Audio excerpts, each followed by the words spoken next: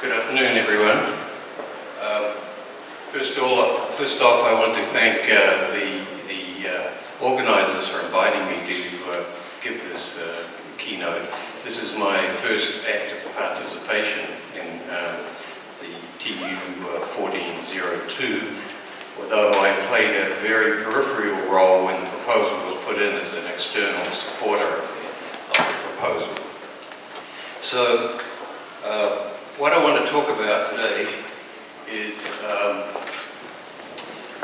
there's actually two parts. The first, that's why I had this long title. The first part is using a Bayesian approach to quantify modeling uncertainty, which is very important to get results that are robust. And in particular, I want to pay special attention to what's called the Bayesian Occam razor. So this quantifying modeling uncertainty is important in both prior analysis, what's often called pre-posterior analysis, or pre-posterior approach in decision analysis, and also important, of course, in posterior analysis where you have sensor data and you want to learn about the system. And my focus is primarily today in this posterior case. And the second part is exploiting prior information about sparsity to improve the ill-conditioned inverse problem that we're faced with if we want to infer local stiffness loss as a proxy for damage from changes in modal data. So what I've been working on mostly in structural health monitoring is trying to better exploit the sensor data that we have through a system identification approach, through a model-based approach. And system identification is a huge activity.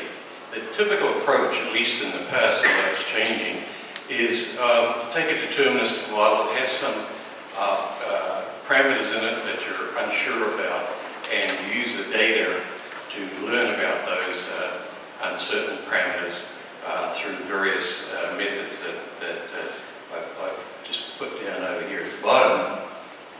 And I just wanted to comment on that approach, which is where you have a point estimate of the parameter vector, model parameter vector, theta I call it. There are some issues associated with that because we don't expect any model to represent our system exactly. So, what is the meaning of finding a point estimate of the parameter vector? It's just a model of the parameters. The second thing is that typically when we go and use the data, we find that our models are too complex for the amount of information in the data, and we get an unidentifiable situation. So from a point estimate point of view, we end up with non-unique, let's say, least squares estimates or maximum likelihood estimates.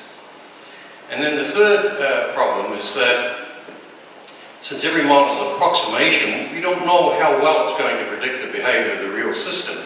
So they have this difference between the system response or system output and the model, and we call this difference prediction error, and obviously it's a very uncertain thing yet at a time. And so the question is, how do we go about quantifying that uncertainty?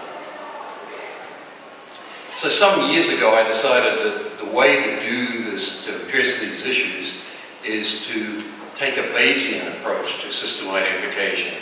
And so I've worked on that for a number of years. I have a kind of an overview paper down here at the bottom of 2010 on this. And in recent years, there's been an increasing interest in using the Bayesian framework because it's so powerful to perform system identification. So just to make sure we're clear about the distinction between these two prevailing interpretations of probability, I want to just list some of the characteristics as I see them.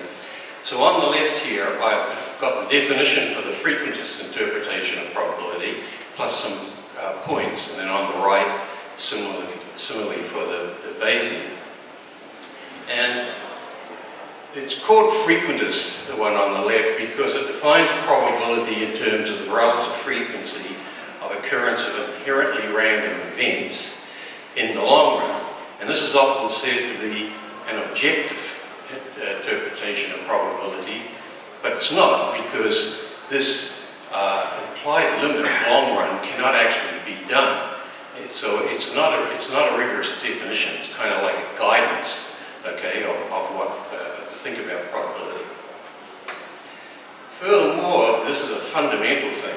The probability distributions are viewed as inherent properties of the system or the phenomenon. Okay, so there are actually things out there that we're trying to find from the frequentist point of view. Well, that means there's no meaning for a probability of a model, because a model is not an inherently random event, it's a man-made thing, right? It's just an abstract thing.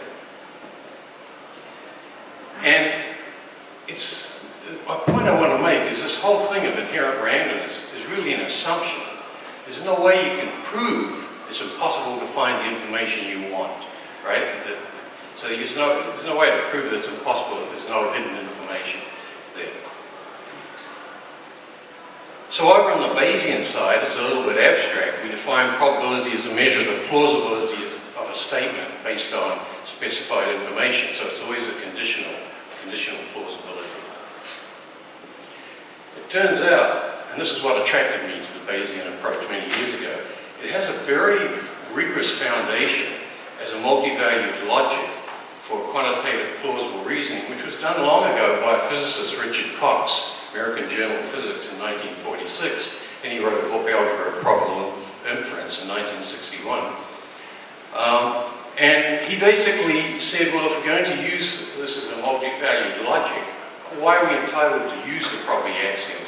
And he actually derives the probability axioms from some very fundamental considerations to justify this use of probability. And in this case, probability distributions are thought of as representing the states of our plausible knowledge about a system or phenomenon rather than properties, inherent properties of it. And so therefore we can have a meaningful probability of the model. It's just a measure of its plausibility relative to a chosen set of models. And the point I want to make is that it doesn't need inherent randomness. It's very pragmatic. It just says, well, we don't have all the information we need, so let's look at what's plausible. So we try to quantify what's consistent with the data that we're updating and our prior information.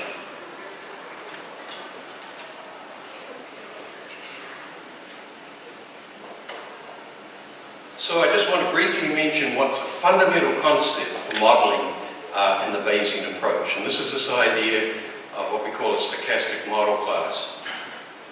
So there's two parts to this fundamental probability models. The first is a stochastic, probabilistic input-output relationship. Here I'm focusing on time histories. Okay? So these are discrete time histories, so the n on the subscript just represents the number of discrete times. N can be arbitrary here. So we have this set of parameterized input-output models. That's fundamental. Suppose you start with a deterministic model, such as finite element model, then you say parts of it are uncertain. I'm going to make those uncertain parameters. That still doesn't get you to this full stochastic input-output model, but there's a scheme which they're called stochastic embedding, where you invoke the James principle of maximum Shannon entropy, information entropy, to choose the probability model. It's the probability model that gives you the most uncertainty subject to the constraints that you want to impose. The second part of this stochastic model class is a probability distribution over the set of input-output probability models of, wrong thing,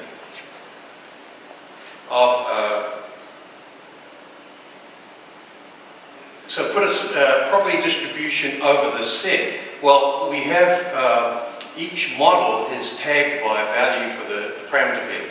So what we do is we put a distribution over the parameters. Okay, but what it really is is assigning how plausible each of these probability models are. That's, of course, in Bayesian lingo called the prior distribution. Now, if we get some data from the system, we can update that prior distribution and get the posterior distribution conditional on the data. All right, so the cap just means this is actually measured values of input and output time histories. Up here, there are stochastic variables. All right, they're uncertain. So this is standard Bayes theorem within a model class. What I want to talk about is now going to a higher level of using Bayes theorem, where we have a set of candidate model classes or competing model classes for the same system. So, for example, one model class might be from stochastic embedding of the linear dynamic model, another from some nonlinear hysteretic dynamic model, for example. And you ask that you'd like to know, based on the data from the system, what's the posterior probability of these different proposed stochastic model classes? Okay, conditional on the chosen set, so it sums up to one over that particular set. So, applying the Bayes theorem at that level, that's a model class level rather than within a model class, I give it here at the bottom, and the key thing where the dependence on the data comes.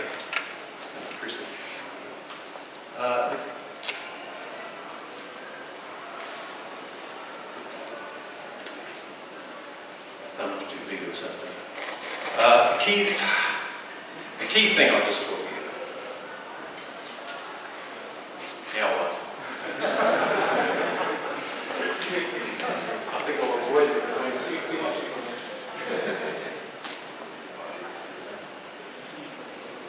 didn't like the way I was flying around.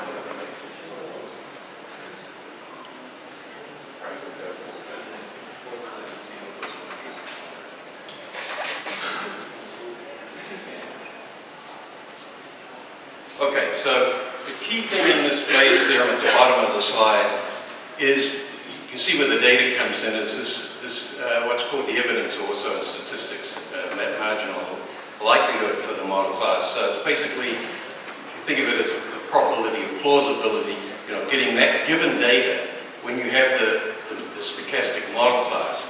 So not any particular values for the parameter vectors, but the whole set of values. Okay? And it's given by, so this is very fundamental for assessing model classes in the Bayesian approach. It's given by this integral, and I paired these on a map, and I think there's an integral sign with boxes. All right. This is just a normalizing constant, by the way, when you use Bayes theorem within a model class. And there's it's very challenging actually to evaluate that integral. You normally cannot do it analytically, and it's typically too high a dimension to do numerical quadrature. There's a lot of work done, and we've spent quite a bit of effort on looking at various methods. I won't go into them. What I want to go into is what the interpretation of this evidence is. It turns out it has a very fundamental interpretation. It's very important. This was known back quite a few years, that basically when you do Bayes theorem at this model class level, you're automatically doing what's called Occam's razor, right? After the long volume of Occam way back in the Middle Ages. You had this sort of philosophy which he wrote in Latin, and he summarized there in English: entities should not be multiplied unnecessarily. What we've shown rigorously is that if you look at the log evidence, so remember the evidence controls the posterior probability of the model class. The log evidence is a difference of two terms, and it's almost intuitive that it should be this. The first term is the mean data fit, so how well the stochastic model class on average, posterior average, fits on the data, okay? And the second is the amount of information gained coming from the data by that model class. So this is information gained in the sense of Shannon and information theory. So it's the relative entropy of the posterior relative to the prior. So what it says then is that when we look at the posterior probabilities of these different model classes, which is controlled by the evidence, what we're basically doing is trading off a measure of the consistency of that model class for the data with a penalty for more complex model classes that extract more information from the data. And this trade-off between the data fit and model complexity has become known as the Bayesian Occam razor. So I want to give us a nice illustration of this with real data. Unfortunately, I'm working with building data, not bridges. This is some work I did with Tomo Saito a few years ago when he was a researcher with Shimazu Corporation in Tokyo. And this is one of the buildings that they had instrumented to monitor it during earthquakes. And we're going to look at the input down in the basement and the output at the roof. These are sensors that looks in both directions. We'll look in just one direction. Over a period of 9 years, 43 earthquakes were recorded in that building. I've boxed one number 30, which is the largest, and that is shaking the peak displacement at the roof relative to the base over 24 stories was 10 centimeters. Okay, so quite a significant shake at that. But most of them were rather small. And Saito was interested in looking at autoregressive exogenous models for the data. And so we took a Bayesian approach. The model is a standard model where you take the output at a particular time and you regress it back on the autoregress it on its own self back for these time steps. So the model is said to have order D here. Okay? And then you also regress, do a regression on the inputs, back D, and also the current one. But of course that model is very simplified, and you've got to allow for some error between the real world and the model prediction, and that's what the prediction error EN is here. So EN is highly uncertain. And so what we do is we say, okay, we'll take a mean zero, it's equally likely to be negative errors and positive errors balance out, the mean should be zero, but we don't know the variance, let's call it sigma squared. That's a particular time, let's take it stationary over all the time. And then let's, taking those two moments, just a zero mean and a variance, let's take a probability distribution that gives the most uncertainty to the CN. And that's the principle of maximum entropy, and that turns out to be, when you maximize the entropy, you get a Gaussian distribution. So we take a Gaussian distribution, Gaussian likelihood, and then we apply a standard Bayesian approach. So where does this Bayesian Occam razor come in? It comes in choosing the order, which we have no idea really what to take. And so this is just to illustrate for record number 30, the largest shaking. We looked at all orders from 10 to 60. 10 is least needed to get 5 modes, and you probably want more. And we looked at the a posteriori probabilities by calculating evidence through a Laplace asymptotic approximation. And you see that model order 28 stands out, really high probability relative to all other ones. Only 30 is the other non-negligible one. So we take model order 28 for that record, and we do the same thing for all the records. And then it was interesting, we have 43 earthquakes, we have 43 sets of modal parameters. You can map the coefficients in the autoregressive into modal parameters. And here's the modal frequencies, fundamental, of course, down the bottom, and then the second, third, fourth modes. And here they're plotted against the peak amplitude at the roof. It goes from a millimeter to 10 centimeters on this log scale. And Tomo fit a linear regression on this log scale. It seems to fit pretty well. So we used that to normalize all of them to 1 centimeter peak displacement at the roof. Right? So take the amplitude dependence of the modal parameters out. Okay? Now all these responses are fairly low level that we don't expect nonlinear behavior. It's basically linear, but the linear model that works depends on a little bit on the amplitude. And then if you look now put them in the sequence over the 9 years, you see that there's very little change in the frequencies over that period. So we take it that these 43 earthquakes didn't have any significant effects on the structure.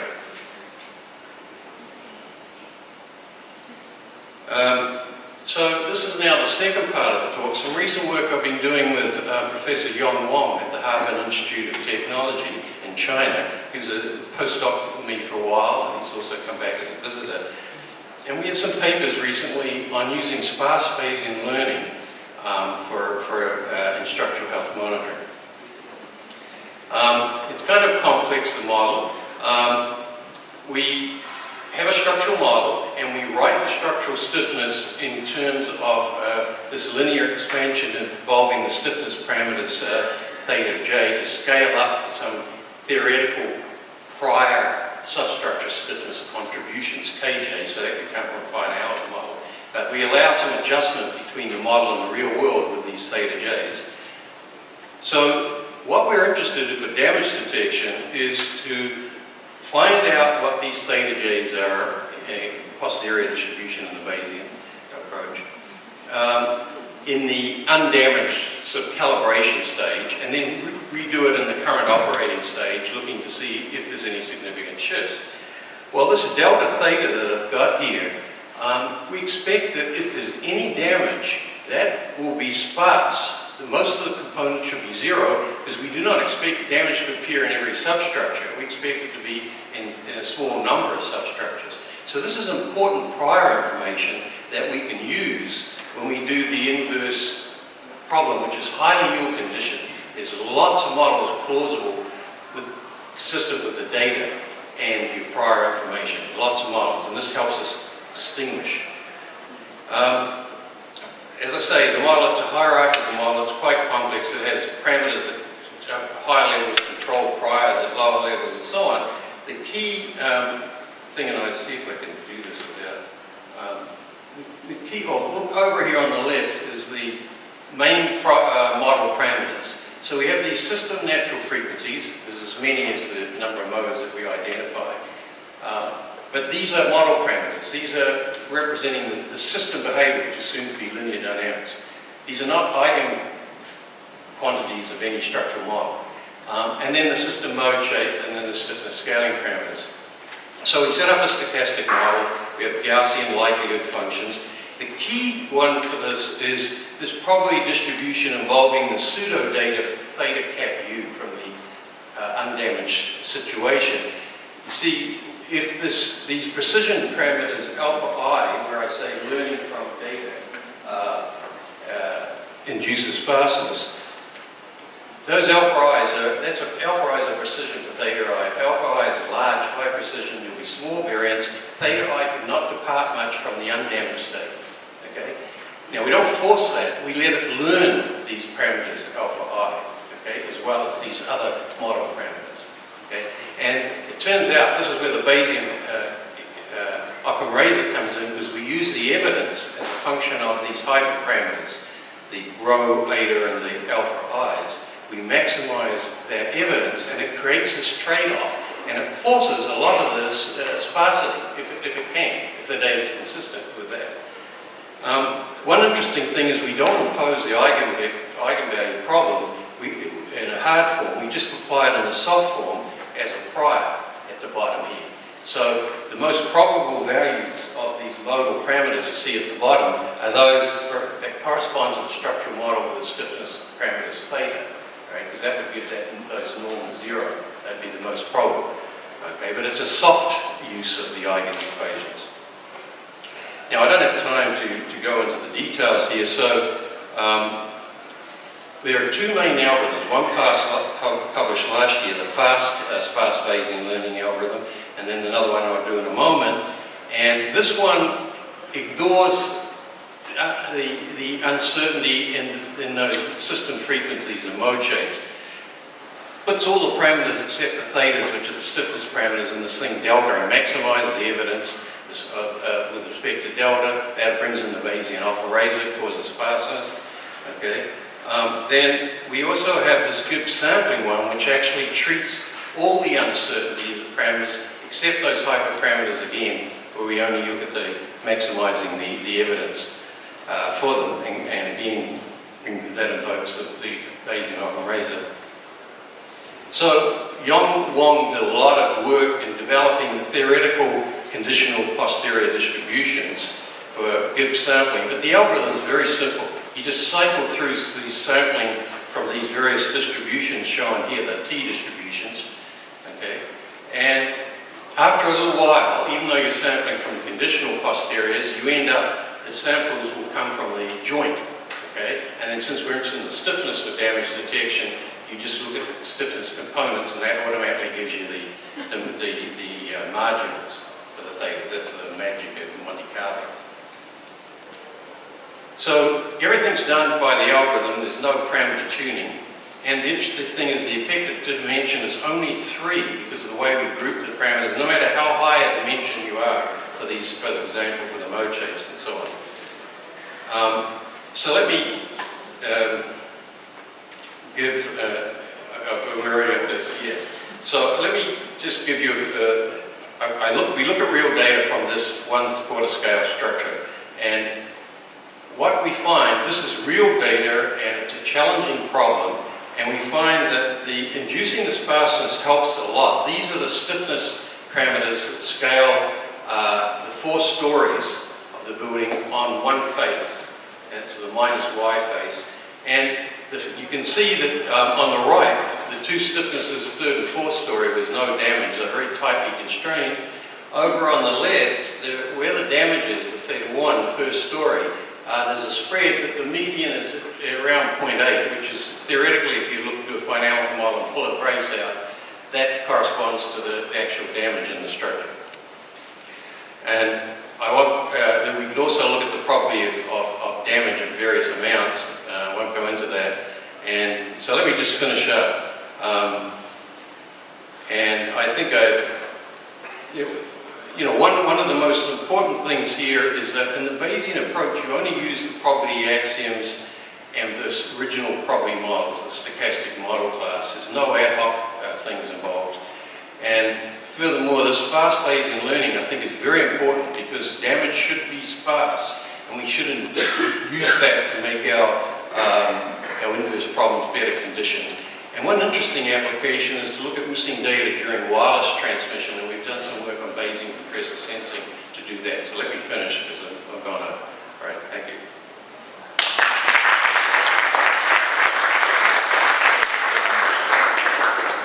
Thank you very much. Time is running. Was there one quick question or comment?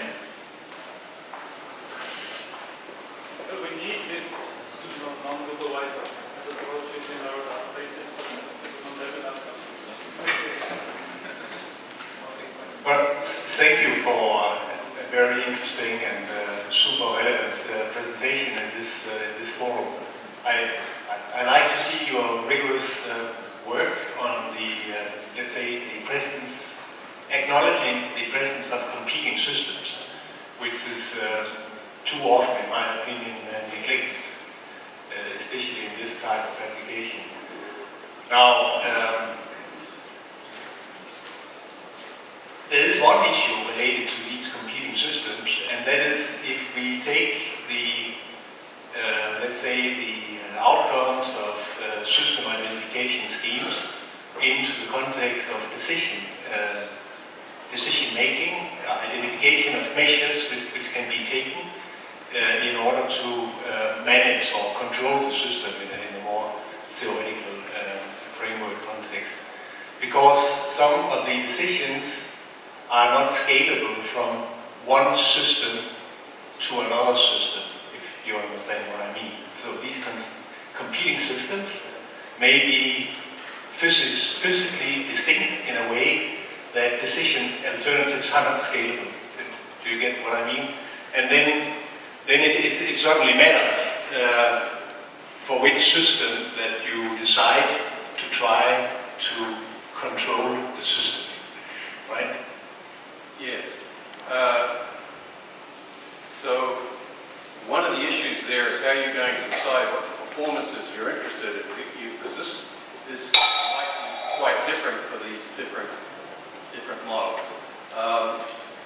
If you opt to look at the same performance, then This issue of having multiple models can be, of course, addressed in the Bayesian approach called Bayesian model averaging, what I call hyper-robust. You make the predictions. It's appropriately combined in a probabilistic way from all of them so that you make a sort of in a sense, an average. It's not a simple average. It's weighted by the posterior probabilities that we calculate that I show for every model, and that is brought together. But you have to have some common performance there so that they can be integrated in. If you have different performances, I don't know how you, if you're looking at different performances of these, I'm not quite sure how you do that. Haven't thought of that, but it's an interesting point. And then of course there's all this, so this is one of the I think also the recognized issues that whichever model we postulate for a particular possibility for a system, it will only be a model. So whatever estimation we undertake conditional on the model, using data to try to frame the model in terms of relevant parameters or distributions. It's always conditional to our understanding and the goodness of the postulated model which we are applying. Right? That's correct. And one of the things with the Bayesian approach is it makes explicit. You see everything I say conditional on a model class or conditional on a multiple set of model classes. And to learn something from data, you have to bring some structure into it. You have to bring some models into it. Even human judgment is using some simple models based on experience. You want to be more sophisticated, you have more complex models, right? So you need that framework to make data meaningful, to bring something out. So it's inescapable. But you should always, as you're pointing out, remember that it is conditional on those models. So you and I may have different decisions because we were conditioning on different models, and that's the nature of the problem. We should get together and discuss our models, maybe try to incorporate them all together in a bigger model class, and then see what our decisions are going to be. Yeah. I enjoyed it very much. Thank you.